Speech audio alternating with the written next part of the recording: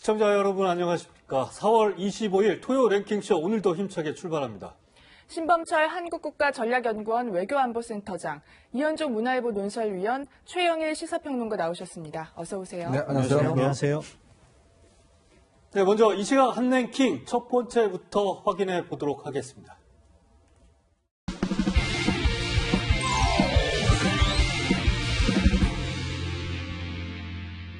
네, 김정은 위원장의 절친으로 알려진 미국 농구 선수였던 로드먼도 걱정을 하고 있는 것 같은데요. 신범철 센터장님, 아직 김 위원장의 건강 상태 정확히 알려진 건 없는 거죠? 예, 그렇습니다. 설은 존재하지만 실체는 파악되지 않는 그런 네. 상황이라고 보는데요. 일부 언론에서 문제 제기를 했고 반대로 우리 정부나 미국 정부는 상대적으로 유보적인 상황인데 문제는 북한의 반응에 있다고 봐요. 네. 과거 이런 설이 제기되면 며칠 정도 지나면 더군다나 김정은 위원장의 동정 같은 경우에는 바로 이렇게 보도를 함으로써 그런 설을 잠재우고 있는데 네. 북한에서 일반적인 내용 말고는 보도를 하지 않으니까 무언가 건강에 이상이 있지 않느냐 그런 설이 자꾸 증폭되는 것 같습니다. 네. 네, 조금 전 들어온 소식에 따르면 중국이 김정은 위원장을 돕기 위해서 의료 전문가를 급파를 했다. 이런 소식이 외신을 통해서 들어왔습니다.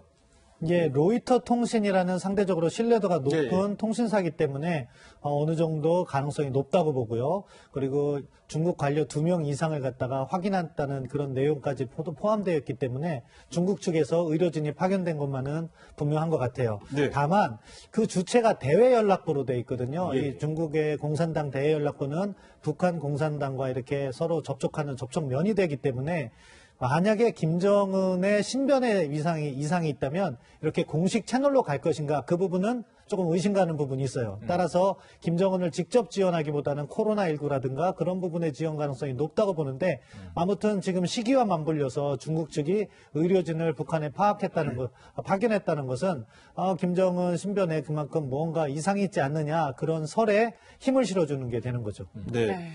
사실 김일성 일가는요, 대대로 프랑스 의료진의 도움을 받아왔다고 하거든요. 이현정 의원님, 그런데 이번에는 좀 여의치 않았다, 이렇게 볼 수 있는 걸까요? 사실 이제 북한의 의료 기술 자체도 그렇게 뛰어나지가 않고 예. 또 어떤 면에서 보면 북한은 이 최고 지도자들의 건강이 나라의 어떤 운명과도 직결되어 있지 않습니까? 네. 그렇다 보니까 우리가 이제 보통 VIP 증후군이라고 하거든요. 보통 이제 그 유명한 인사를 치료할 때는 굉장히 실수가 많이 나올 수가 있어요. 네. 이제 그렇다 보니까 김일성 시절부터 사실 이제 유럽 쪽에 있는 의사들을 이제 사실 북한으로 불러들여서 네. 예. 많은 치료를 특히 이제 프랑스 쪽을 많이 했어요. 왜냐하면 프랑스가 서구 선진국 중에서는 그 의료 기술이 가장 뛰어나고요. 네. 특히 이제 김정일이 사실 프랑스를 굉장히 신뢰를 했다고 합니다. 예. 왜냐하면 김정일의 그 부인이었던 지금 김정은의 어머니죠. 고영희 같은 경우도 사실 프랑스에 있는 병원에서 암 치료를 받았거든요. 예. 또 2008년도에 김정일 위원장이 이제 뇌졸중으로 쓰러졌을 때 당시에 자베르 누라는 그 신경 전문의가 있었어요. 그 네. 사람이 직접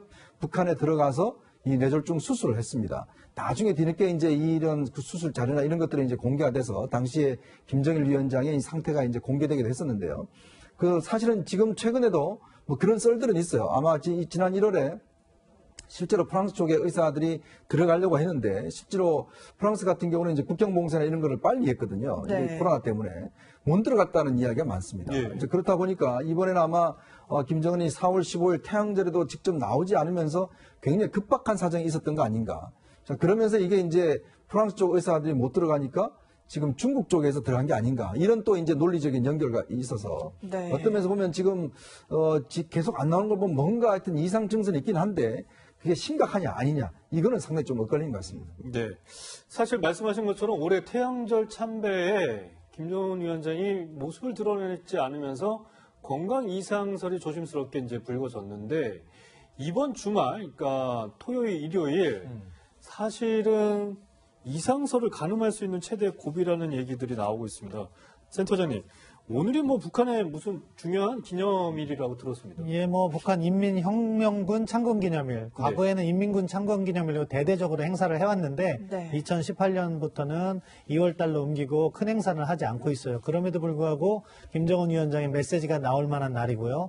또 오는 월요일이 4.27 정상회담 2주년이 되는 때예요. 그러네요. 그러니까 네. 무언가 이번 주말에 메시지가 나오지 않을까. 김정은 위원장이 정상적인 상황이라면은 대외 공개 행보를 할 때가 된 겁니다. 왜냐하면은 지금까지 공식적으로 파악된 것은 4월 11일이 마지막 행보였거든요. 네. 그럼 2주 정도 지났잖아요. 지금 상황에서 김정은 위원장이 정상이라면은 이렇게 공개 행보를 자제할 이유가 없는 거죠. 그렇기 네. 때문에 이번 주말에 보도에 김정은 위원장 행보가 없다면 어느 정도 건강에 문제가 있지 않느냐 하는 합리적 추론이 가능하다.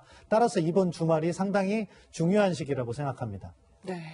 사실 CNN 보도 이후 김정은 위원장이 중퇴설이 불거졌는데요. 트럼프 미국 대통령은 CNN 보도를 신뢰하지 않는다고 했습니다. 함께 들어보시죠. I think the report was incorrect. Let me just put it that way. I think the report was done by a network that was incorrect. I'm hearing they used old documents, but that's what I hear. I hear the report was an incorrect report. I hope he's not in medical trouble. I hope he's not. 네, 트럼프 대통령은 김정은 위원장의 큰일은 없을 것이다 이런 얘기를 계속하고 있는데요. 아까 말씀한 대로 오늘이 조선인민혁명군 창건일인데 북한 매체에서도 오늘 뭔가 얘기가 나왔을 법한데요. 최영일 평론가님. 그러니까 그런데도 없다고. 없습니다. 네. 이렇게 행사 같은 게 있었으면 예. 당연히 최고 지도자가 그 자리에 없으면 이거 완전히 이상설을 네. 이제 입증해버리는 거죠. 그런데 오늘 노동신문에 관련 글이 실리긴 했어요. 이런 식입니다. 여기서 그이는 최고 지도자입니다. 이 천재적인 군사 전략 사상과 무비의 담력, 그리고 탁월한 영도력을 지니신 우리 혁명 무력의 백전백승의 가치다. 이게 이제 김정은을 이제 찬양하는 내용이고요. 네, 그러니까 움직임은 있었나요? 이게 뭐 원수님의 헌신의 자국은 천리방선 어디에나 새겨져 있다. 매우 개념적인 얘기고 네. 행보 보도는 없다.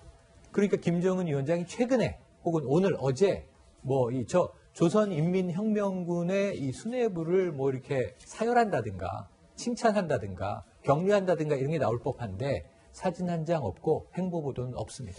그러니까 점점 이렇게 설들이 나올 수밖에 없는 상황인 것 같은데 북한에서도 아무런 입장을 내놓지 않고 있고 관련 동향 보도도 없고요. 더구나 우리 정부도 특이 동향이 없다는 며칠 전에 입장만 내놓고 추가로 어떻게 확인되고 있다 이런 얘기는 전혀 안 나오는 것 같아요. 그러니까 국민들이나 해외에서도 과연 김정은 위원장이 무슨 문제가 있는 게 아니냐 이런 추측성 보도도 나오는 게 사실인 것 같고요. 이제 우리 정부 이야기부터 하면은 아마 지금 가동할 수 있는 모든 정보 자원을 다 가동하고 있을 거예요. 국정원이 갖고 있는 휴민트, 인간정보라든가 우리 군이 가지고 있는 영상매 신호정보. 그래서 아마 청와대에서 매일같이 정세 분석 평가 회의를 하고 있을 거라고 생각하는데 그런데 우리 정보로는 아직 파악이 안 되는 거죠. 네. 어느 정도 위치를 가늠할 수 있는데 그 내부까지는 들어갈 수 없는 정보력의 한계가 있는 거고요. 그럴 때마다 우리가 이제 주로 확인하는 것이 중국 측에서 그리고 미국 측에서 들어오는 정보인데 중국이나 미국도 이 부분을 확인을 안 해주고 있어요. 안 해주는 건가요? 예, 그렇죠. 아마 모르고 있을 가능성도 있고 알더라도 중요 정보이기 때문에 공유를 안 할 가능성도 있다고 보는데 그런데 그 과정에서 보면은 무언가 미심쩍은 게 있는 거죠. 네. 마지막으로 이제 북한 측의 동향을 보면은 북측은요 최고 지도자 동향은 무언가 이상이 있으면 절대 이야기할 수 있는 체제가 아니에요. 그렇기 때문에 북측의 침묵이 길어지면 길어질수록 무언가 문제가 있는 거죠. 2008년에 그런 상황이 있었고 네. 그리고 또 우리가 여기에서 고려해야 될 것은 너무 앞서가면 안 돼요. 왜냐하면은 2014년인가요? 김경희 사망설도 있었고 그다음에 황병서 처형설도 있었는데 네. 그다음에 계속 건재하게 나타나고 있잖아요. 따라서 이러한 상황을 지켜보는 입장에서는 약간 어떻게 보면 보수적인 해석, 그러니까 북한에 큰 문제가 없다는 접근을 하면서도 물밑으로 정부는 다양한 시나리오에 의해서 준비를 해야 되는 거죠. 만약에 북한 체제에서 김정은 위원장의 신변에 문제가 생기면 이번과 같은 경우에는 과거 김정일이 사망했을 때와는 다르게 큰 혼란이 일어날 가능성이 있다. 왜? 후계 구도를 준비하지 않았기 때문에. 네. 따라서 그런 데에 대한 포석을 갖다 깔아놓고 정부는 물밑에서는 아주 부지런히 움직여야 된다고 생각합니다. 그래서 김여정 부부장이 후계 구도로 정해진 거 아니냐. 움직임이 올 초에 자리 이동이 있었을 때 이미 예견된 거 아니냐 이런 얘기들도 나오고 있잖아요. 그 부분에 대해서는 어떻게 보십니까? 현재 시점에서 김정은이 유고가 된다면 김여정으로 권력이 승계될 가능성이 높다고 봅니다. 왜냐하면 그게 김정은의 뜻인 거고 김여정도 자신의 정치적 위상을 계속 높여왔어요. 최근에 있는 정치국 회의에서는 그러니까 노동당 후보위원이고 네. 더군다나 가장 중요한 조직 지도부의 제1부부장을 맡고 있는 것이 거의 확실시된다. 그러면은 북한을 통제할 수 있는 어떠한 권한이 있다. 그럼에도 불구하고 제가 아까 김정은이 권력을 승계할 때와 지금과 차별화된 것은 네. 김정은이 권력을 승계할 때는요, 당 중앙군사위원회 부위원장직을 맡았어요.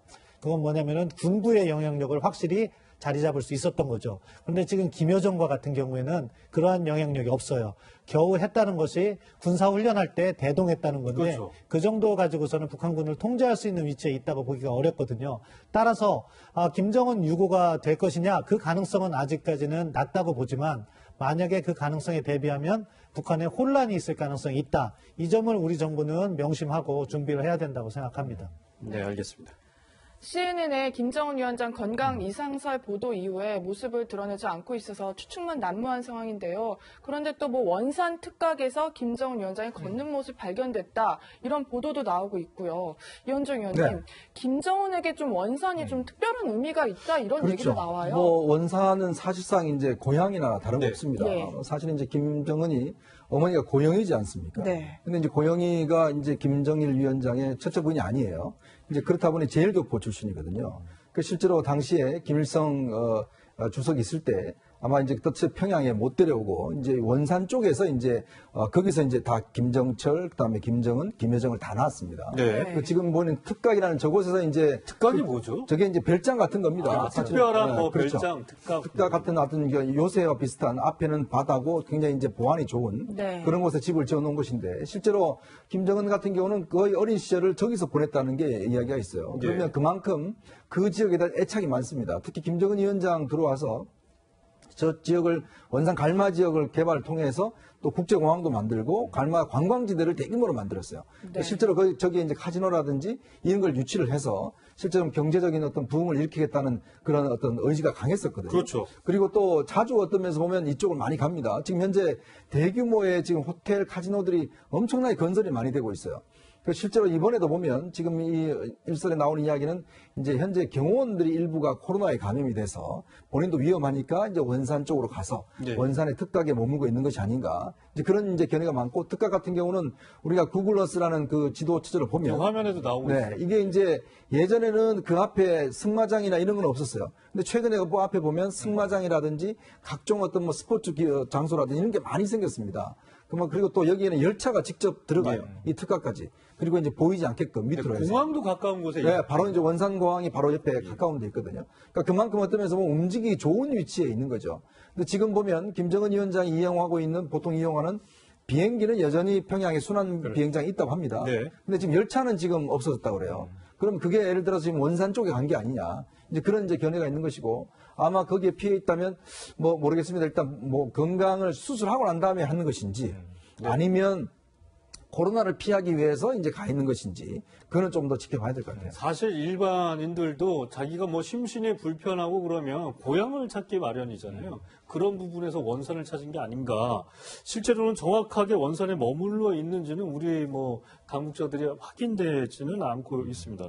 신보철 소장님, 북한의 뭐 체제 상황이 어쨌든 급박하게 돌아가는 건지 아니면 불안한 건지 국민들은 굉장히 이 부분에 이 불안감을 감추지 못하고 있는 것 같아요. 정부에서도 하루빨리 확인을 해야 될 것 같은데 북한이 일부러 이런 전략을 이 시점에서 쓸 수 있다라는 얘기도 일각에서 좀 나오는 것 같아요. 뭐 김정은 위원장의 뭐 행보를 좀 축소를 시키는 어떤 외교적인 전략이 있는 건 아닙니까? 뭐 결국 궁금증을 불어일으키면서 다음번에 있는 김정은 위원장의 행보에 힘을 실어주는 그런 상황을 조성하기 위해서 일부러 그랬을 수도 있는데 사실 작년에 이 미국과의 정상 협상을 뭐 이렇게 여러 가지 제안을 했지만 결국에 못 했잖아요. 예.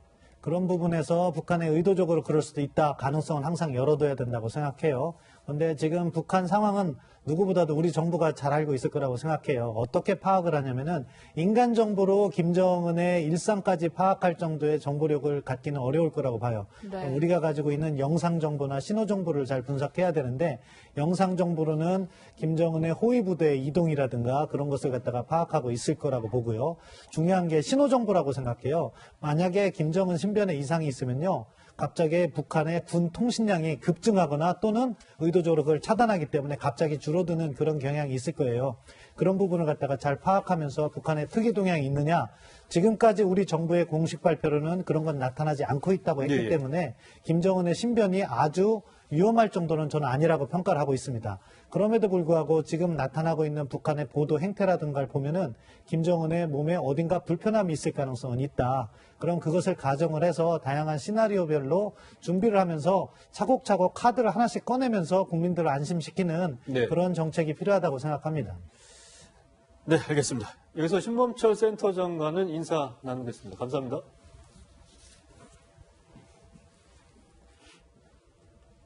네. 어제 오후 3시 40분쯤 경북 안동시 푼청면 인근 야산에서 발생한 산불이 계속 확산되고 있습니다. 산림청과 소방당국은 밤사이 1000여 명을 투입했지만 강한 바람을 타고 산불이 번지면서 100헥타르 넘는 임야가 불탔습니다.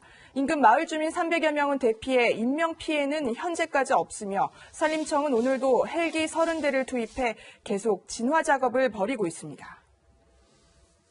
네, 다음 소식입니다. 국내 코로나19 확진자는 어제 하루 10명 늘어 모두 1,718명이 됐습니다. 일주일째 신규 확진자는 10명 안팎을 유지하고 있는데요. 그러나 아직 안심하긴 이릅니다. 자가격리 중 무단 이탈하는 이들도 계속 나오고 있습니다. 다음 주 월요일부턴 적발될 경우 안심밴드를 착용해야만 합니다. 공태현 기자입니다. 검은 모자와 마스크를 착용한 여성이 법원에서 나옵니다. 자가격리 기간에 이틀 동안 무단으로 집 밖을 나와 형사고발된 30대 여성입니다. 자가격리 기간 중 왜 이탈하신 거예요? 밖에 나오고 나서 어디 들리셨어요?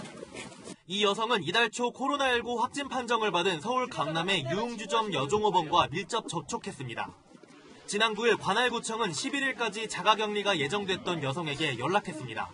여성이 전화를 받지 않자 이틀 뒤 집을 찾아간 구청 직원과 경찰이 무단 이탈한 사실을 확인해 고발 조치를 한 겁니다. 여성은 경찰 조사에서 구청에 신고한 휴대전화 외에 한 대 더 있었다고 진술했습니다. 여성은 신고된 휴대전화를 집에 두고 다른 휴대전화를 소지한 채 외출한 겁니다. 여성이 신고한 휴대전화의 위치도 정확하게 파악되지 않은 것으로 알려졌습니다. 본인이 핸드폰이 2개라 한 거고 저희들은 그 핸드폰 2개인지 모르겠고 우리는 연락이 되는 핸드폰을 한 거니까. 고발당한 여성은 가족이 위독해서 외출한 것이라고 해명했지만 경찰 조사 결과 여성은 서울 마포구의 음식점 등을 돌아다닌 것으로 확인됐습니다. 여성은 법원의 판단에 따라 구속이기를 피했지만 오늘 27일 이후 이 같은 자가격리 지침 위반자는 안심밴드를 착용해 관리받습니다. 자가격리자가 지정된 구역을 20m 이상 벗어나거나 밴드를 훼손하면 경보음이 울립니다. 밴드 부착을 거부하면 자가격리에서 시설격리로 변경되고 격리 비용은 본인이 부담합니다. 채널A 뉴스 공태현입니다. 국내에서 코로나19 진단검사를 받은 사람만 58만 명이 넘습니다. 빨리 더 많이 검사하기 위해 진단키트의 정확성이 중요한데 한 업체에서 공급한 검체 채취 키트에서 무더기로 불량품이 나왔습니다. 이지훈 기자의 단독 보도입니다. 코로나19 진단검사에 쓰이는 검체 수송 배지입니다. 환자 몸에서 검체를 채취해 변질되거나 오염되지 않도록 보존하는 용도로 사용됩니다. 정상 제품은 용액이 분홍빛을 띠는데 오염돼 사용할 수 없게 되면 노란색으로 변하고 침전물이 발생하기도 합니다. 그런데 이 검체 키트를 공급받아 코로나19 감염 검사를 해온 보건소에서 불량 제품이 잇따라 나오고 있습니다. 70, 80% 정도 됐던 것 같아요. 다 용액이 분홍색이어야 되는데 다 노란색이어가지고 검수 과정이 됐잖아요. 불량품이 있어. 건수 반납하고 폐로 받았어요. 박스에 이렇게 다 개봉해갖고 일일이 다 확인한 다음에 검사했어요. 50개들이 한 박스의 절반 이상이 이렇게 노랗게 변색된 불량품입니다. 식품의약품안전처는 지난 월요일 이 업체 제품 중 특정 날짜에 생산된 불량에서 불량이 발견돼 업체가 자진 회수에 돌입했다고 밝혔습니다. 하지만 다른 날짜, 다른 생산 라인에서 만든 제품에서도 불량 사례가 속출한 걸로 확인됐습니다. 이제 잇따라서 그래서 저희가 급히 확인하고 불량에 관계없이 무조건 다 저희랑 다 교체를 해드리고 아니면 뭐 반품을 원하시면 반품을 해드리고. 이 업체는 올해 보건소와 미군 부대 등에 12만 개를 납품했고 해외 수출도 했습니다. 채널A 취재가 시작되자 뒤늦게 사안을 파악한 식약처는 이 업체의 담당 직원을 보내 생산 과정 등 조사에 착수했습니다. 채널A 뉴스 이지훈입니다. 코로나19 환자가 가장 많은 미국은 현재 확진자 수가 89만 명을 넘어서고 있습니다. 이런 와중에 트럼프 미국 대통령은 소독제를 몸속에 주입하면 어떻겠냐는 말을 꺼내 논란이 일고 있습니다. 윤수민 특파원이 보도합니다. 트럼프 대통령 소유의 호텔 앞에 놓인 검은 가방들. 코로나19 대책 촉구를 위해 가짜로 만든 시신 가방이 동원된 겁니다. Thousands of people are dying because of this incompetent president, this sick president. 뉴욕주에선 주민 3,000명을 검사한 결과 약 14%가 항체가 형성된 것으로 나타났습니다. The statewide number is 13.9% tested positive for having the antibodies. 이 수치를 뉴욕주 전체 인구로 환산하면 270만 명이 이미 감염된 뒤 면역력이 생겼다는 겁니다. 아울러 이 검사대로라면 뉴욕주 감염자 수는 공식 집계의 10배에 달합니다. 이런 상황에서 트럼프 대통령이 소독제 주입 검토를 언급하면서 논란이 일고 있습니다. And is there a way we can do something like that? Injection inside or almost a cleaning because you see it gets on the lungs and it SNS에선 소독제 등을 입으로 집어넣는 사진과 함께 비판하는 글들이 올라오고 있습니다. 이런 가운데 실업대란은 계속되고 있습니다. 지난주 실업수당 청구는 442만 건을 넘었습니다. 코로나19 여파로 5주 동안 미국 노동인구 6명 중 1명꼴로 일자리를 잃은 셈입니다. This is crazy. People are losing their jobs. They can't pay their rent. They can't buy groceries for their kids. 그러자 미 의회는 직원 고용 지원 등을 위해 약 598조 원 규모의 예산 법안을 통과시켰습니다. 미국 캘리포니아에서 채널A 뉴스 윤수민입니다. 청와대가 긴급재난지원금을 다음 달 13일에 지급하겠다고 밝혔습니다. 국회에서 추경안이 통과되지 않더라도 긴급 재정명령을 검토하겠다며 강한 의지를 내비쳤습니다. 김철중 기자입니다. 청와대가 오는 29일 추가 경정 예산안이 통과되면 다음 달 13일부터 1,900만 가구에 긴급 재난지원금을 지급할 것이라고 밝혔습니다. 5월 11일부터 신청을 받아서 5월 13일부터 지급할 준비를 하고 있습니다. 청와대는 신청만 신속하게 진행되면 다음 달 안에 100% 지급이 가능할 것으로 내다봤습니다. 다만 기초생활수급자, 장애인연금 및 기초연금수급 등 저소득층 270만 가구에 대해서는 다음 달 4일 지급이 가능하도록 준비하고 있습니다. 지급 수단으로는 현금, 선불카드, 상품권, 소비쿠폰 등 4가지가 모두 동원될 것으로 보입니다. 기초생활수급자 등 저소득층의 경우 별도로 신청하지 않아도 지정된 계좌로 현금이 지급되며 본인이 원하면 선불카드나 상품권, 소비쿠폰 등을 선택해서 받을 수 있게 할 계획입니다. 더불어민주당은 조속한 추경안 처리를 촉구했고 전국민 지급에 반대하는 미래통합당은 정부의 전국민 지급안에 대한 설명부터 요구했습니다. 청와대는 다음 달 15일까지 추경안 처리가 불발되면 긴급 재정 경제명령권을 발동하는 방안도 검토하고 있는 것으로 알려졌습니다. 채널A 뉴스 김철중입니다. 피해 금액이 1조 6천억 원에 달하는 라임 사태의 핵심 인물들이 붙잡혔습니다. 수사망을 피해 도망 다니던 이들이 어떻게 붙잡혔는지 서채리 기자가 보도합니다. 인적이 드문 골목으로 들어선 택시를 남성 2명이 막아섭니다. 뒷자리에 탄 승객에게 하차를 요청하지만 승객이 버티면서 20분 넘게 다툼이 이어집니다. 남성 2명이 추가로 투입돼 결국 이 승객을 끌어내지만 양팔을 붙들리고도 이번엔 바닥에 주저앉아 저항합니다. 국내 최대 헤지펀드인 라임 자산운용이 펀드 부실을 숨기다 투자자들에게 막대한 손실을 끼친 이른바 라임 사태의 핵심 피의자 김봉현 전 스타모빌리티 회장이 경찰에 검거되는 장면입니다. 경찰은 검거 나흘 전 서울 신촌에서 김 전 회장이 누군가를 만난 사실을 확인하고 동선을 추적합니다. 추적이 쉽지 않은 게 절대 한 곳에 오래 머물지 않고 또 계속 택시를 갈아탄다든지 굉장히 용의주도하게. 신촌에서부터 택시를 3차례 갈아타며 김 전 회장이 도착한 곳은 성북동이었습니다. 잠복을 이어가던 중 택시에 올라타는 김 전 회장을 발견한 뒤 붙잡은 겁니다. 검거 당시에도 김 전 회장은 다른 사람의 신분증을 내밀며 신원을 숨기려 했습니다. 하지만 경찰의 추궁에 은신처를 실토했습니다. 경찰은 이곳에서 함께 도피 중이던 이종필 전 라임 부사장도 검거했습니다. 신모 전 신한금융투자팀장은 창문으로 나가 지붕 위로 도망쳤지만 결국 붙잡혔습니다. 이들의 은신처는 마당이 있는 2층짜리 주택이었습니다. 공유 숙박업소로 사용되는 곳인데 침실은 5개, 최대 16명이 쓸 수 있는 규모였습니다. 경찰은 이곳에서 수억 원 규모의 현금 다발과 10개 가까운 대포폰을 확보했습니다. 채널A 뉴스 서채리입니다. 네, 라임 사태의 핵심 인물 김봉현 회장과 이종필 부사장은 돈줄과 머리로 불린다고 하는데요. 정관계 로비 의혹 수사도 급물살을 탈 전망입니다. 사공선근 기자입니다. 경찰에 붙잡힌 라임 사태 핵심 인물 김봉현 전 스타모빌리티 회장이 유치장 밖으로 나옵니다. 라임 자산운용 자금으로 수원 여객 인수를 추진하면서 161억 원을 횡령한 혐의로 수사선상에 올라 잠적한 지 4개월 만에 검거된 겁니다. 경비단 인정하세요. 보조는 왜 하셨나요? 김 전 회장은 도피 자금을 어떻게 마련했는지에 대해서도 입을 열지 않았습니다. 함께 체포된 이종필 전 라임 부사장은 수원 여객 횡령 사건과는 직접적인 관련이 없어 곧바로 라임 사태를 수사 중인 검찰로 넘겨졌습니다.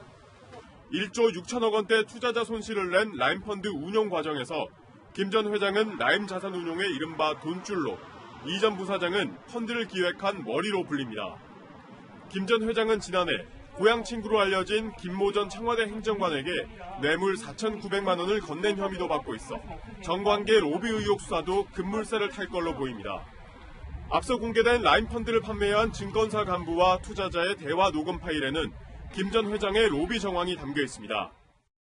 회장이라는 분이 나이 그렇게 안 많아요. 로비를 어마무시하게 해요. 이쪽이 키예요. 금감원에서 이쪽으로 간 거예요. 라임 거 이분이 다 나갔었어요. 검찰은 김 전 회장이 라임 관련 검사 정보를 받는 대가로 뇌물을 건넸는지 집중 조사하기로 했습니다. 채널A 뉴스 사공선근입니다. 어제 검찰이 더불어민주당 황운하 국회의원 당선인의 사무실을 전격 압수수색했습니다.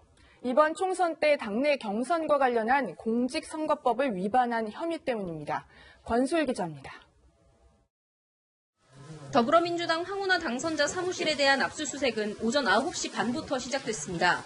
대전지방검찰청 소속 검사와 수사관들이 선거 사무실 컴퓨터 하드디스크와 서류 등을 확보하기 위해 나선 겁니다. 잠시만요. 검찰은 공직선거법 위반 혐의를 확인하기 위해 압수수색 영장을 집행했다고 밝혔습니다.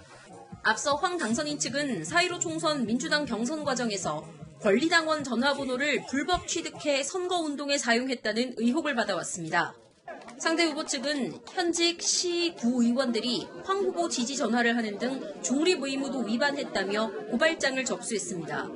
현행 선거법은 당내 경선운동 과정에서 전화를 이용한 지지 후보를 금지하고 있습니다. 압수수색 소식을 듣고 사무실에 나온 황 당선자는 통상적인 경선 과정이었다고 선을 그었습니다. 모든 경선 캠프에서 있을 수 있는 통상적인 수준의 그런 경선 활동이다. 이렇게 알고 있습니다. 반면 검찰에 대해선 과잉 수사라며 비판했습니다. 털어서 먼지 내기 식으로 수사한다. 이런 것을 우리는 표적 수사, 과잉 수사다. 이렇게 봅니다. 전형적인 검찰권 남용이다. 황 당선자는 2018년 울산지방경찰청장 재직 당시 청와대의 지시를 받고 김기현 울산시장을 수사했다는 의혹으로 기소돼 정식 재판도 앞두고 있습니다. 채널A 뉴스 권솔입니다. 네, 다음 소식입니다. 조주빈 일당이 운영한 텔레그램 박사방에 돈을 보낸 명단에 현직 MBC 기자가 포함돼 있어 경찰이 수사에 나섰습니다. MBC 기자는 가상화폐로 70만 원의 후원금을 건넨 것으로 파악됐습니다. 박건영 기자입니다. 경찰은 이달 초 박사방 운영자 조주빈의 가상화폐 계좌를 압수수색하면서 MBC 기자 A씨와 조주빈 측이 지난 2월 70만 원 상당을 거래한 기록을 확보했습니다. 박사방 후원금 명목으로 가상화폐를 입금한 유료 회원 70명 가운데 40명 넘게 입건됐는데 MBC 기자 A씨도 포함된 겁니다. 박사방은 미성년자를 포함한 여성을 상대로 한 성착취물의 수위에 따라 여러 단계로 운영됐고 이른바 맛보기방을 제외하고는 유료로 운영됐습니다. 성착취물을 보려면 동영상을 다운받게 돼 있어 경찰은 박사방 유료 회원들을 아동청소년 음란물 소지 혐의로 처벌할 수 있다고 보고 있습니다. 경찰은 지난 16일 MBC 기자 A씨의 휴대전화에 대한 압수영장을 신청했지만 검찰이 반려한 것으로 전해졌습니다. 이 기자는 한 언론과의 인터뷰에서 박사방에 가입한 적도 가담한 적도 없다며 혐의가 되지 않는다는 사실이 밝혀질 것이라고 해명한 것으로 전해졌습니다. MBC는 해당 기자를 즉시 업무에서 배제했다며 회사는 진상조사에 착수했고 사실로 확인되는 대로 합당한 조치를 취하겠다고 밝혔습니다. 채널A 뉴스 박건영입니다.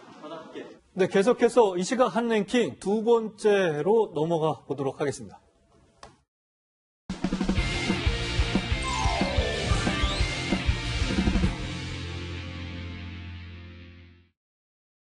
부산시장직을 사퇴하고자 합니다. 저는 한 사람에게 5분 정도의 짧은 면담 과정에서 불필요한 신체 접촉을 하였습니다.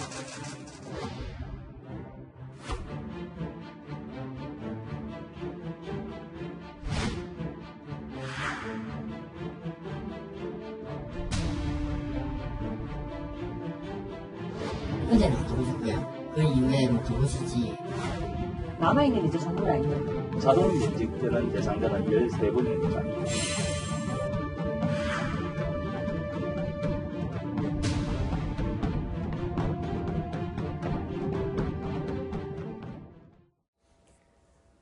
예, 방금 영상에서 보신 것처럼 오거돈 부산시장이 성추행으로 전격 사퇴하면서 파장이 계속되고 있습니다.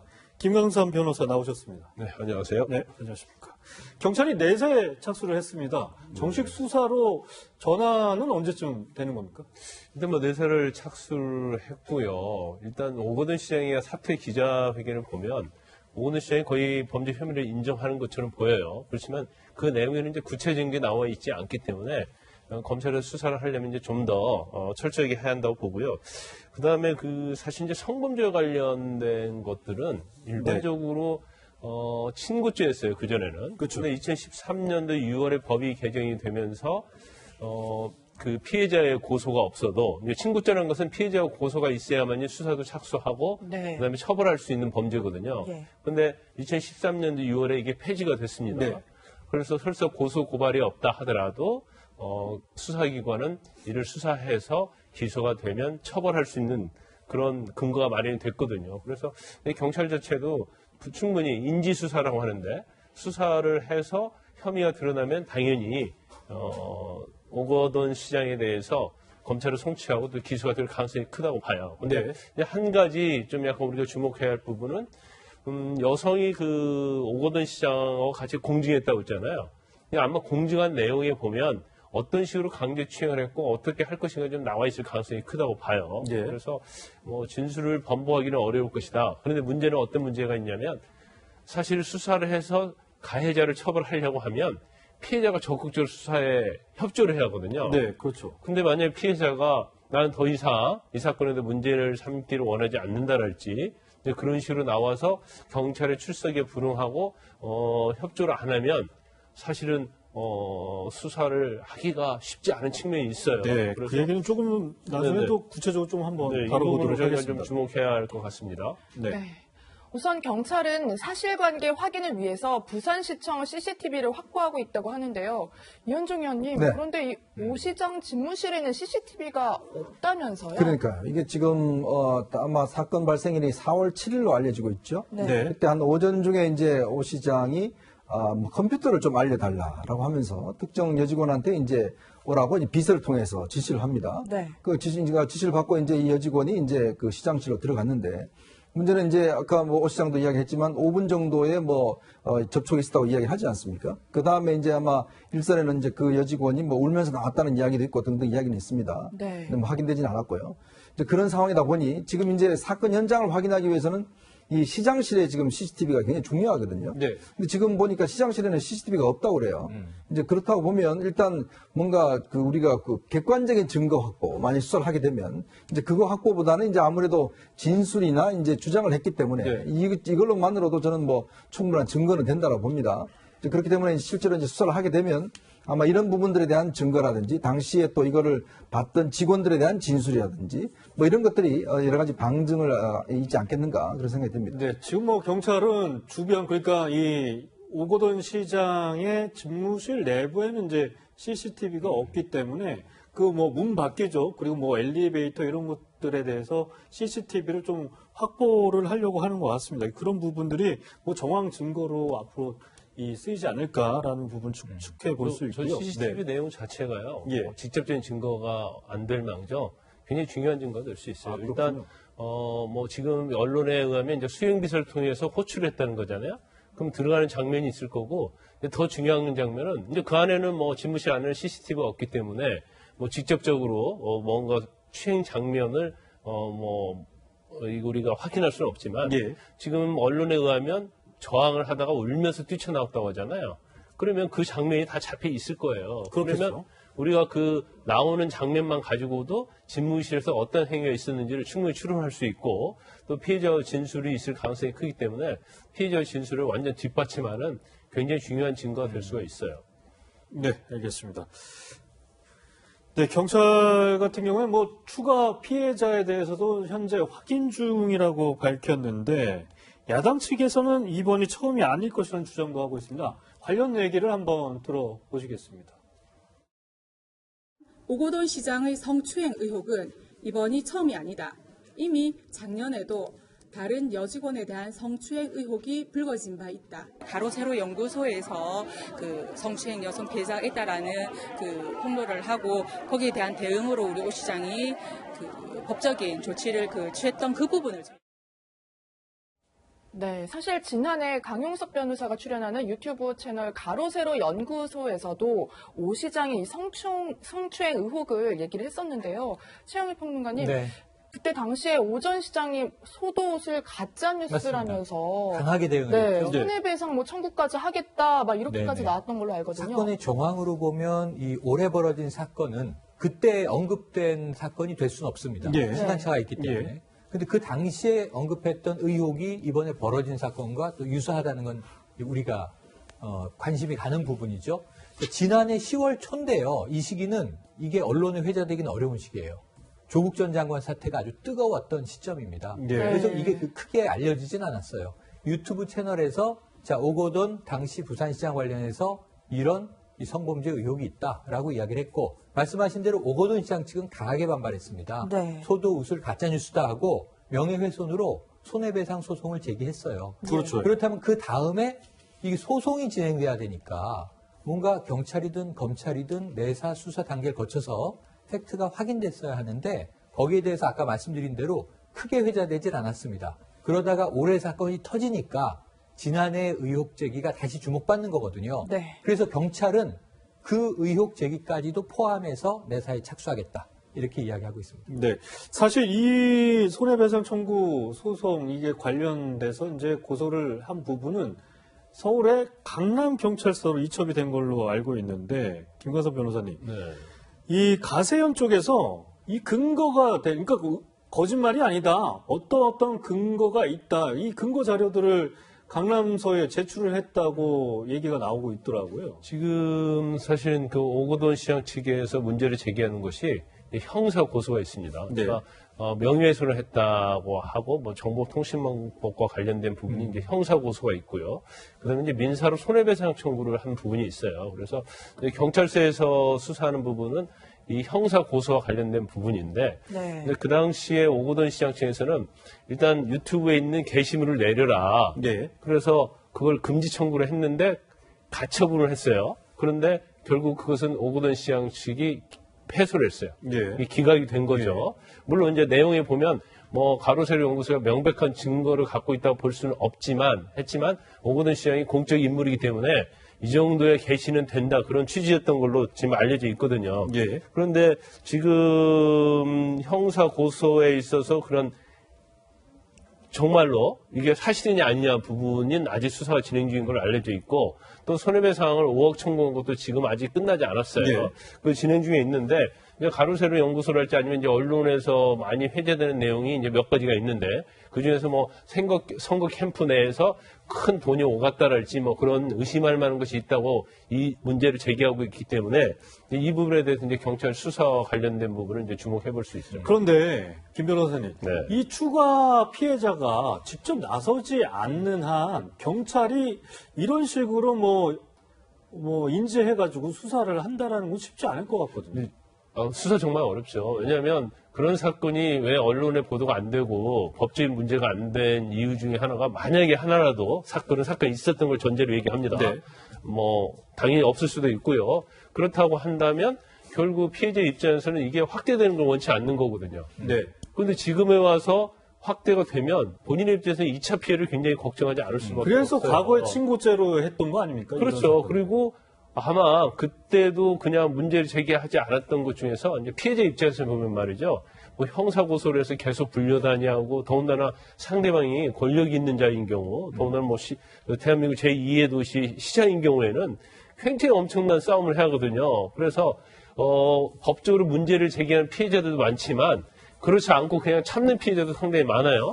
그런데 그때 본인이 굉장히 정말 많은 스트레스와 트라우마로 인해서 참았는데 이제 와서 다시 이걸 경찰이 수사한다고 해서 협조를 하고 그래서 오거돈 시장이 뭐 처벌받는다 하더라도 본인 입장에서는 굉장히 두려울 수밖에 없어요. 그러면 피해자 입장에서는 난 이제 정말 그런 생각 더 하기도 싫고 더 피해를 받기 싫다. 그래서 경찰에 대한 수사에 응할 수 없다 하면 사실은 밝혀내기는 굉장히 어려울 수 있는 거죠.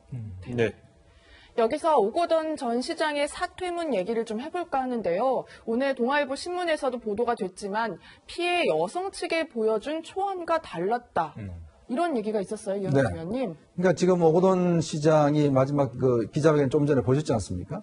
저는 그 내용도 상당히 문제가 있어요. 왜냐하면 뭐 5분 동안의 짧은 시간이라든지 뭐 경중이라든지 뭐 이런 이야기를 썼거든요. 근데 지금 이제 피해자 측에서 공식 제기한 게 뭐냐면 사실 이번에 오거돈 시장이 이제 이 사태가 터지면서 피해자 측하고 하고 이제 이 변호사 사무실 가서 공증을 했다는 거 아니겠습니까? 그러니까 물론 공증 내용이 뭔지는 모르겠어요. 그러니까 언제까지 사퇴한다 뭐 이런 내용이 같은데 아마 사퇴문 같은 경우도 이제 이게 사전에 어떤 면에서 보면 좀 협의가 된 것 같아요. 근데 그 내용에 보면 특히 이제 2차 피해에 대한 이제 그 어떤 여러 가지 예방 조치라든지 또 가해자에 대한 이제 엄중 대처라든지 그러니까 이런 식의 또 부산시가 앞으로 이제 어떻게 성폭력 대책을 마련한다든지 이런 식의 내용들이 있었는데 그 내용들은 다 빠져버렸다는 거죠. 이제 그러면서 실제로 보면 뭐 그때서야 깨달았다라든지 또 뭐 5분 동안의 뭐 짧은 시간 그다음에 경중 뭐 이런 등등이 쓰면서 사실 별거 아닌 듯한 그런 느낌으로 하게끔 이제 오거돈 시장의 회견문 나오거든요. 그러니까 특히 피해자 측에서는 그 회견문을 보고 더 이제 어떤 면에서 화가 났다는 겁니다. 특히 합의한 내용대로 하지 않았을 뿐더러 그 내용 자체도 보면 여전히 어떤 자신의 한 행위에 대해서 인식하고 있지 못하지 않는가 이제 그런 지적들이 나오고 있습니다. 이현정 의원께서도 방금 뭐 말씀을 하셨지만 저도 기자회견을 이제 실시간으로 바로 봤거든요. 그런데 뭐 한 사람에게 5분 정도의 짧은 면담 과정에서 불필요한 신체 접촉이 있어. 강제추행이 또 될 수 있음을 깨달았다? 뭐 이 문구하고요. 또 하나 경중을 떠나 분명히 자기가 잘못했다고 인정을 했는데 경중을 떠나 저런 표현은 왜 했을까요? 김광삼 변호사님. 저는 이제 실시간으로 그 내용을 보면서 이제 사퇴 기자회견문인데 사실 이제 피해자에 대한 어떤 사과의 내용도 담아야 하는 거 아니겠습니까? 예. 그런데 저 내용은 굉장히 진정성에 충분하지 않다고 봐요. 근데 왜 저런 내용의 문구를 넣었을까? 그런데 사실 이제 피해자 측에서는 사퇴 문구를 보자고 했다고 하는 거예요. 사전에. 근데 보여주지 않고 일방적으로 사퇴 기자를 회견을 그렇죠. 했다고. 뭐 기자회견도 30분 전에 알려줬다고 하더라고요. 예. 근데 그런데 이 문구를 좀 하나하나 볼 필요가 있는데 지금 피해자 측에서 고소 고발을 안 했잖아요. 예. 그러니까 이 사건이 그냥 사퇴로서 묻힐 수도 있단 말이에요. 고소를 안 하게 되면. 그렇죠. 그러면 추후에 자신의 입지를 생각한 것이 아닌가 싶어요. 첫 번째는. 그러냐면 이 내용을 전체적으로 보면 불필요한 신체 접촉은 있는데 그냥 그 취지만 보면 5분 정도 짧은 면담 과정이라고 했단 말이에요. 근데 여기서 면담 과정도 사실은 컴퓨터를 배우기 쉽다고 해서 호출을 했다고 하는데 이게 면담이 아니잖아요. 네. 그러니까 자기는 시장으로서 정당한 면담 절차를 진행을 한 것이고 5분간의 짧은 면담이라고 한 얘기 자체는 면담이 있었는데 5분 동안에 내가 뭐 추행을 한다고도 뭐 그 시간 안에 뭘 할 수 있겠느냐. 그런 문구에 어떤 뉘앙스가 있는 거고 불필요한 신체 접촉도 이것도 내가 성범죄나 강제추행이 아니고 그 과정에서 어떤 경미한 것이 있었다. 그런 뉘앙스를 풍기면서 이 굉장히 문구가 완벽해요. 근데 마지막 문구는 경중을 떠나 이 말은 아주 경했다는 얘기잖아요. 가벼웠다는 걸 암시하는 거거든요. 그래서 추후에 어떤 문제가 됐을 때 별거 아니었다는 그런 자신의 입지, 자신의 이미지, 이제 그걸 하나를 목적으로 두었을 가능성이 크고, 두 번째는 수사가 들어갔을 경우를 좀 대비하지 않았나. 그러면 이 내용만 가지고 피해자가 법적으로 문제를 제기하지 아니하면 결과적으로 보면 경찰이 수사를 한다 하더라도 자기가 빠져나갈 수 있는 그런 여지가 있지 않나. 그래서 이 짧은 문구지만 이 안에는 엄청난 생각과 전략과 그런 것들이 좀 숨어 있지 않나 싶습니다. 네. 만약에 오 시장의 김 변호사님이 변호인을 맡게 됐다면 이런 식으로 뭐 조언을 했을까요? 아니 이런 조언 자체는 피해자가 향후에 있어서 문제를 제기하지 아니할 경우에는 이런 조언을 할 수 있겠죠. 네. 그렇지만 피해자가 추후에 법적인 문제를 제기하면 이 문구는 아무 필요가 없는 거고, 제가 한 가지만 딱 말씀드릴게요. 아까 우리 이현준 의원께서 말씀드렸는데 우리가 아까 피해자와 약속한 사퇴한 초안이 있잖아요. 네. 그걸 보면 2차 피해 예방 굉장히 뭐 당연한 것들인데 저는 이 문구를 보고 그런 생각을 했어요. 아니 어차피 사퇴를 하는데 왜 이제 부산시 차원의 성폭력 대책 마련이랄지 성폭력 예방을 위한 전담기구 설립, 이건 사실 사퇴하면 할 수 없는 거잖아요. 그렇죠. 그런데 이 문구는 아마 제가 볼 때는 사퇴 시점을 어느 정도 마지노선을 정하고 그 이전에 이런 대책과 이런 것들을 완전하게 제도화하고 사퇴를 해라. 그렇게 아마 피해자 측이나 부산 성폭력 상담소에서는 요구했을 가능성이 큰데. 그래서 4월 말까지 뭐 이렇게 시한을 줬다. 그렇죠. 뭐 이렇게 볼 수도 있는 그런데 지금 나오는 얘기는 아마 이렇게 요구했음에도 불구하고 이런 거에 대한 제도적인 것을 하나도 마련하지 않고 갑자기 사퇴를 한 거에 대한 피해자 입장에서는 굉장한 어떻게 보면 분노랄지 불만이 있을 수 있다고 봅니다. 네. 야당에선 총선 이후 사퇴한 걸 문제 삼으면서 오 시장의 측근들이 범행 이후 피해자를 회유하려 했다는 의혹을 제기했는데요. 당사자 측에선 회유나 협박이 없었다고 하고 있습니다. 이 피해자 측 입장을 대변하고 있는 부산 성폭력 상담소의 얘기를 한번 들어보시죠. 피해자 정치적 계산이 좀 될까봐 걱정을 해서 오히려 사퇴 시기는 4월 말로 정했던 부분이 있습니다. 4월 말로 했으면 좋겠다라고 의견을 말씀을 하셨고 거기서 받아들여진 거죠. 계속 그런 부분이 오보가 나는 것 같은데. 피해자 측은 아니라는 입장인데요. 왜 4월 말로 합의를 하고 공증까지 받았을까 이런 의문점이 계속 남는 것 같아요. 네네, 남습니다. 왜냐하면 이제 이 성범죄의 특성상 좀 즉각적인 조사가 필요한 대목이 있죠. 그렇죠. 그걸 2차 피해를 막기 위해서. 시간이 흐르면 이제 여성 피해자 입장에서 불리해질 수 있는 대목들이 있습니다. 네. 그리고 우리가 간혹 이런 일이 터지는데요. 왜 이런 사건이 벌어졌을 때 즉각 그러면은 고소나 신고를 하지 않고 늦게 했느냐? 하지만 여성의 사정은 제각각 다를 수 있습니다. 그러니까 지금 저는 부산 성폭력 상담소의 이야기가 일리가 있다고 봐요. 아마 피해 여성 입장에서는 총선 전에 이게 터졌다면 여야 정치권이 격돌하는 상황이기 때문에 상당히 이게 회자가 되면서 민주당의 표를 뭐 얼마나 떨어뜨렸을지 모르지만 이 여성의 2차 피해가 훨씬 커졌을 수는 있죠. 네, 그러네요. 그래서 정치적 계산을 한 것이다라고 야당은 또 이제 공세를 펴지만 오히려 정치적 계산을 피해가기 위한 노력이었을 수도 있다.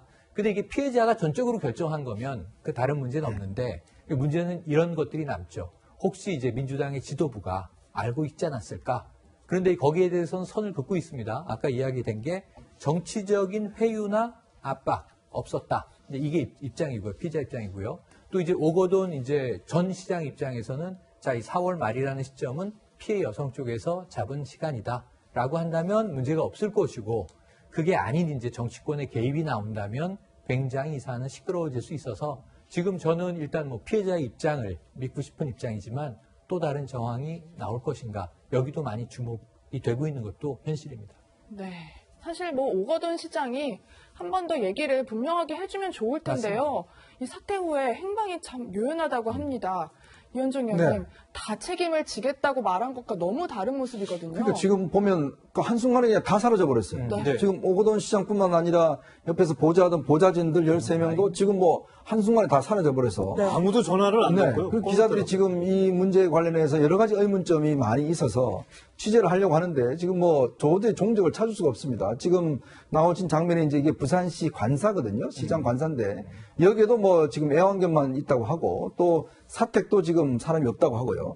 그저께 이제 그 거가대교의 휴게실에서 발견이 돼서 그거를 이제 일반 시민이 찍어서 이제 아마 언론에 이제 보도된 바는 오 시장의 모습이 이제 살짝 포착이 됐더라고요. 그래서 그 지금 이제 어디에 있는지 모르겠고 저는 더 중요한 게 이게 지금 오 시장의 이제 면직과 더불어서 지금 보좌진들 13명이 지금 정무직 보좌진들이 전부 다 일단 면직이 돼서 다 없어졌지 않습니까? 근데 이게 중요한 게 뭐냐면 이 사건 초기부터 사실 오거돈 시장이 직접 개입한 게 아니고 비서진들이 이 상황을 조율해 왔거든요. 성폭력 상담소라든지 피해자 측이라든지 그렇기 때문에 이 정무라인들은 뭔가 상황을 좀 알고는 있을 겁니다. 자, 그렇기 때문에 분명히 이 정무라인들도 어떻게 알고 있었는지 또 하나의 문제는 오거돈 시장에 대한 이 수상한 행보가 이미 지난 4월 15일 날 선거 때부터 조금씩 나타나기 시작을 했어요. 그 전부터 사실 뭐 공식 일정에서 오 시장의 모습이 사라지기도 했어요. 한 2주 정도 일정이 없었다고 하더라고요. 그리고 이제 14일 날은 연가를 냈고 15일 날은 투표가 나왔는데 비공개로 투표를 했다고 그래요. 그러니까 보통 이제 자치단장들은 이제 언론에서 이제 포토라인에 서고 하는데 문제는 그렇다 보니까 이게 뭔가 이상 기후가 있었지 않느냐. 그렇다면 이 부산시 같은 경우는 제가 경험으로 보면 시장이나 이런 분들은 이제 경찰 정보팀에서 많이 동향 체크를 합니다. 뭔가 이상한 게 있으면 왜 그런지 알아보기도 하고 하는데 과연 그러면 경찰 정보팀에서는 이걸 몰랐을까라는 또 의문점 등등이 여러 가지 하여튼 좀 기자로서 관심을 가지는 의문점입니다. 네, 부산 시민들 상처 참 클 것 같은데요. 관련 속보 나오는 대로 또 전해드리겠습니다. 이번에는 서울시청에서 발생한 성폭행 사건 이야기 나눠보겠습니다. 총선 전날 벌어진 일인데요. 당시 신고받은 경찰과 서울시의 이야기 한번 들어보시죠. 신고가 들어지고 우리가 현장에 가봤을 때 우리 간 데도 아니고 그분 뭐 집 만족이지 그래가지고 아마 고소가 접수가 된 것 같아요. 수사기관에서 저희한테 수사 개시가 통보됐다고 오지도 않았을 뿐더러 가해자라고 지목되는 분에게도 어떤 수사기관에 연락이 없었던 상황이었던 거죠.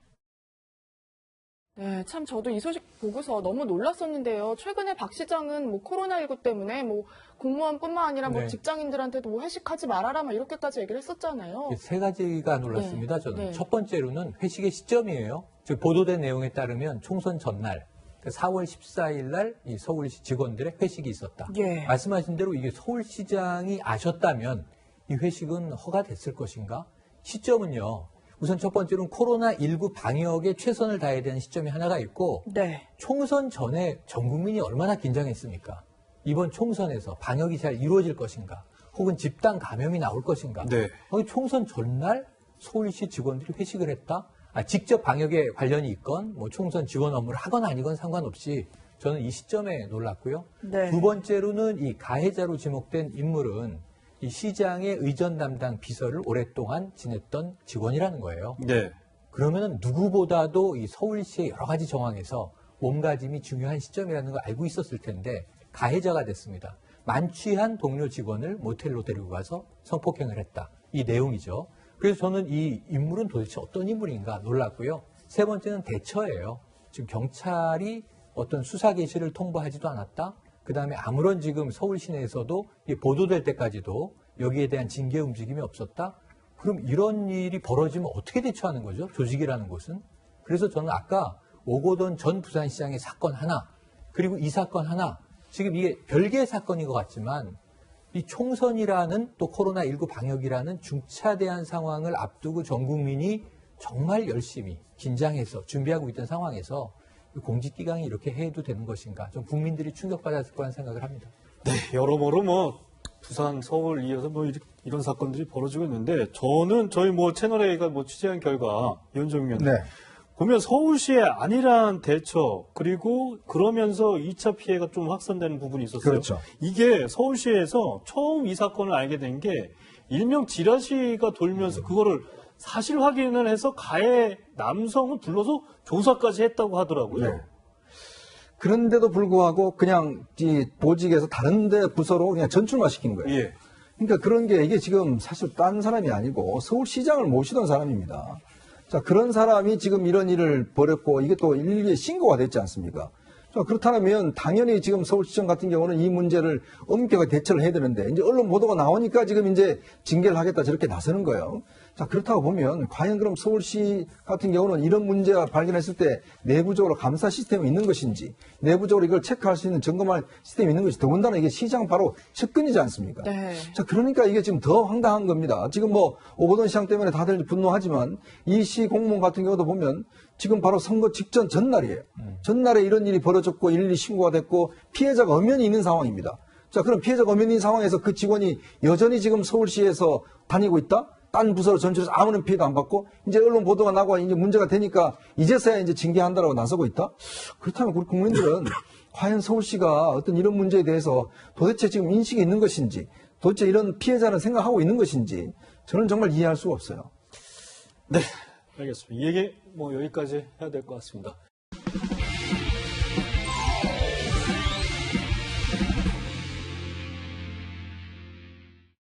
저희도 진짜 깜짝 놀랐습니다. 갑자기 뭔가 날라와서 캐디가 머리에 맞았습니다. 약간 피가 흘렸고 저희들은 볼 사고가 났는 줄 알고 처음에 이제 그렇게 생각을 했는데 응급실로 가서 의사분께서 확인해 보니까 실탄이 박혀 있었습니다.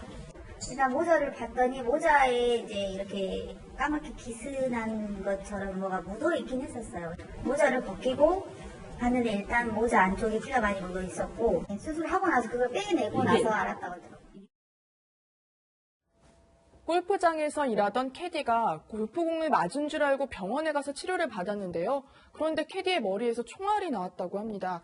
골프장 관계자들 너무너무 황당했을 것 같고요. 다치신 피해자도 너무 놀랐을 것 같아요. 이거 어쩌면은 이게 총탄인 걸 확인이 안 됐을 수도 있어요. 아찔한 장면이에요. 네. 자, 이게 23일 오후 4시가 넘은 시간에 전남 담양에 있는 한 골프장이었고요. 이 캐디가 이제 골프를 치는 고객에게 7번 홀에서 세컨샷 골프채를 넘겨주려고 하다가 머리에 큰 통증을 느낀 것 같습니다. 아야 하고 쓰러졌는데 머리에서 피가 나더라는 거예요. 여기서 정말 다행스러운 전제는 이 캐디의 생명에 지장이 없었다는 건데 머리에서 피가 나니까 다 골프공에 맞은 줄 알았다는 거예요. 또 이제 골프공이 하나 떨어져 있었다는 겁니다, 잔디에. 네. 그런데 이 캐디가 의식이 있었어요. 본인이 머리에서 피가 나네 그러고 무전기로 내가 골프공에 맞은 것 같습니다. 좀 이제 교대해 주십시오. 그래서 교대해서 갖고 병원으로 간 거죠. 네. 골프공에 맞은지 알고 이제 아마 엑스레이도 찍고 치료를 받았을 텐데 머릿속에 뭔가 박혀 있는 게 확인이 됐고요. 그 밤을 넘기면서 수술을 한 겁니다. 꺼내고 나서야 의료진이 이건 골프공과 상관이 없고 총탄이 머리에 박혀 있었던 거예요. 2cm 정도.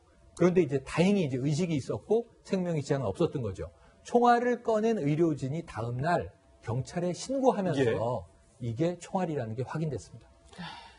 네, 정말 세상에 이런 일이 일어났나 이런 수준인 것 같습니다. 이 골프장 인근에는 군부대 사격장이 있는데 사고 난 시간 사격 훈련이 있었다고 합니다.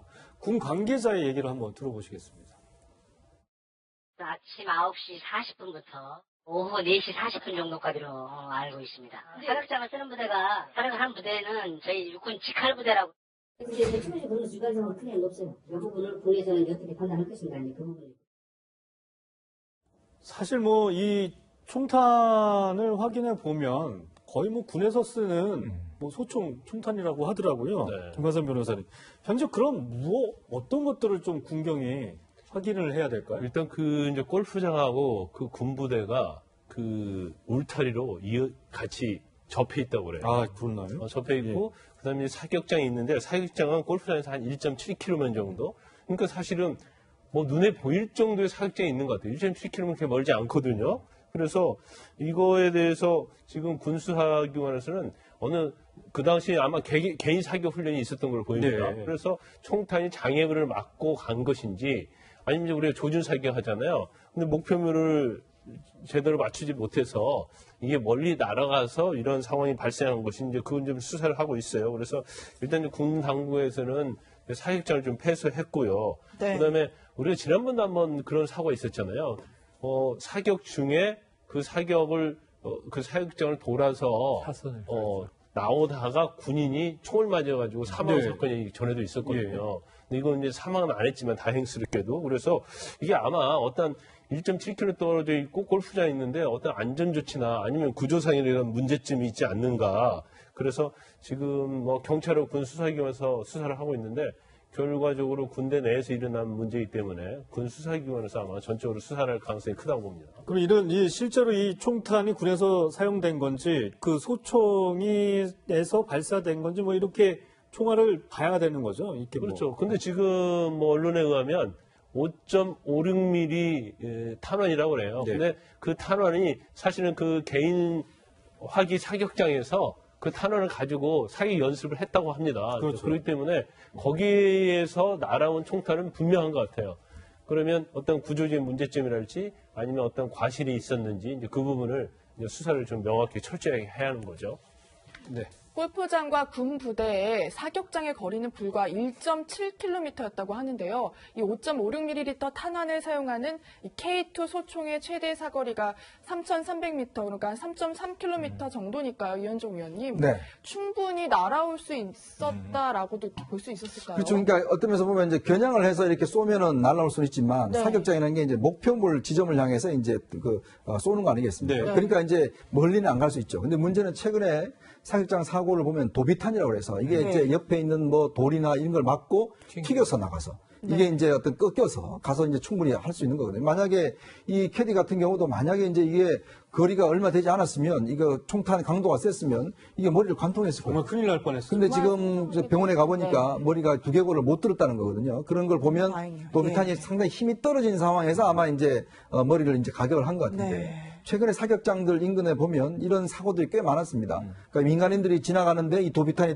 해서 맞기도 하고 군인들도 마찬가지로 옆에 훈련하다가 하기도 하고 사실 도비탄 문제가 사격장 인근에는 이게 개활지라든지 이런 데 돼야 되는데 문제는 이제 시설물이나 이런 게 있으면 잘못 맞추면 바로 튕겨서 이게 꺾여서 이 각도로 갈 수가 있는 거거든요. 그러니까 이 아마 골프장도 그런 것 같은데 사실 이게 군부대와 사격장과 골프장이 바로 옆에 있다는 거는 굉장히 좀 위치적으로 보면 안 좋은 위치예요. 왜냐하면 이게 골프장에서 있으면 항상 옆에서 잘못하면 포탄 뭐 이렇게 총탄들이 날아올 가능성이 충분히 있는 거거든요. 그런 면에서 본다면 이 시설 점검이나 이런 것도 좀 철저히 할 필요가 있을 것 같습니다. 네. 사실 김관선 변호사 저는 여기서 궁금한 게 아직 뭐 정확한 수사 결과가 나오지 않았지만 이런 경우에 군부대의 과실이 인정될 수가 있는 건가요? 저는 인정될 수 있다고 봐요. 그럼 국가에서 보상을 해줘야 되는 국가에 보상해줘야죠. 그러니까 사실 이제 어떤 손해배상이나 손해보상에 있어서는 이제 인과관계가 있어야 하거든요. 근데 이건 이제 전형적인 이제 손해배상 사건인데 일단 머리에서 발견된 탄환이 5.56mm 탄환이었고 그 당시 이 사격장에서 군인들이 사격 연습을 하고 있었고 그렇다고 한다면 어떻게 날라왔는지 그거 자체의 과정이 입증되지 않는다 하더라도 이건 분명히 군부대의 사격과 관련된 문제이기 때문에 적어도 안전조치를 하지 않았다든가 아니면 사격장에 어떤 구조적인 문제가 있었다고 볼 수밖에 없거든요. 그래서 만약 이제 군부대나 이제 국가에서는 그렇지 않다는 걸 본인들이 입증을 해야 할 것 같아요. 왜냐하면 총탄에 맞은 것이 너무나 명백하기 때문에. 그래서 제가 볼 때는 아마 뭐 수사를 하겠지만 배상받는 데는 별 문제가 없다 이렇게 봅니다. 네. 네, 아직 사격장과의 관련성은 단정 지을 수는 없지만요. 이 가능성은 커 보이는데요. 그런데요, 최근에는 군 기강이 흔들리는 일들이 계속 벌어지는 것 같습니다. 얼마 전에요, 이 대령의 도청 사건까지 있었다면서요. 네, 지금 말씀드린 사고는 안전사고죠. 네. 다시는 이런 일이 없도록 해야 되지만 이거는 정말 좀 심각한 사건입니다. 네. 경기도에 있는 뭐 부대가 있고요. 예. 거기에 이제 복무하고 있는 A 대령입니다. 대령이면 이제 계급과 직급이 높죠. 네. 자신의 집무실이 있는데 이 부대장이 참모들과 이 작전 회의를 하는 지휘 통제실이 있습니다. 어느 부대나 지휘 통제실은 가장 안전하고 이 정말 그야말로 보안이 잘 돼 있는 곳에 있거든요. 네.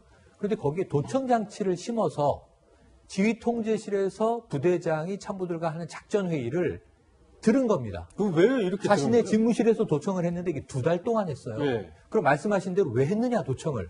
이거 군사 기밀을 유출하려는 거 아니냐? 스파이 아니냐 이럴 수 있는데 그 도청의 이유를 뭐라고 얘기했냐면요. 예.